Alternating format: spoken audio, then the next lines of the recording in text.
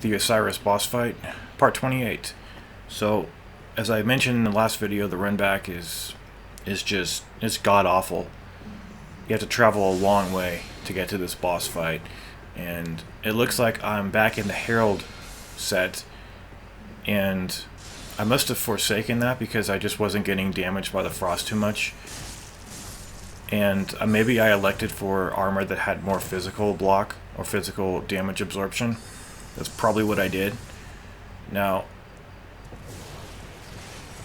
this boss fight is just, it's ridiculous, but there's one thing about it that you can manipulate, and I ended up manipulating a little bit myself because what I was observing on this fight was that almost every time I fought this boss, he would get stuck in the tree roots, and you could actually snipe this guy.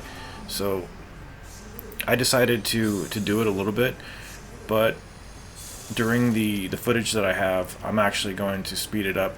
And then I changed my mind when I was I took off a little bit of damage from him just sniping him, but I changed my mind because I didn't want to I just didn't want to finish the fight off like that. So I have a fight here for you pretty much in 3 acts. The first act is melee, the second act is range, and then the third act goes back to melee. And it looks like I'm using some Karthus Rogue here to bleed this guy. I don't know how effective that is, though. He's really easy at first. Most of these bosses in this game, they really are easy at first, and then they get a lot more aggressive as they switch phases.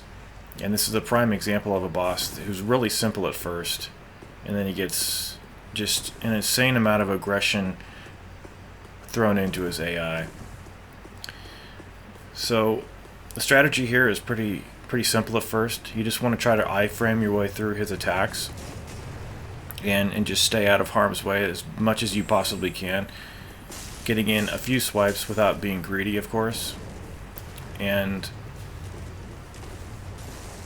at length, you're going to get ushered right into phase 2, where he drops down to all fours and then starts charging around the room in a random manner. And if you happen to get unfortunate, he will just stampede you, and it's really unfortunate. However, I don't think he ever one-shotted me, really. Not too much, anyway. So one of the most prominent attacks that he has is an attack where he'll raise his tail and then do a 360 swipe with it, which I think is best honestly dealt with iframing your way through it. So the Karthus Blood Ring here will help you out to get more iframes from the rolls. And you always want to be closing the distance on this fight. Anytime he charges across the room, if there's distance in between you and him, you're vulnerable.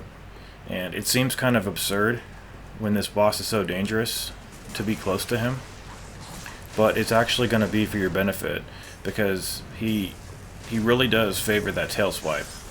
And you know, just dodge it, get in a couple of pokes, rolling R1s, things of that nature. And here he goes. See, he always does this. Okay, so, and then he'll do that, and then it's just a mess. It's a big fucking mess. So I would say if you're putting into an opportunity where he gets stuck in the tree roots, just see he gets stuck here, and he can't do anything about it.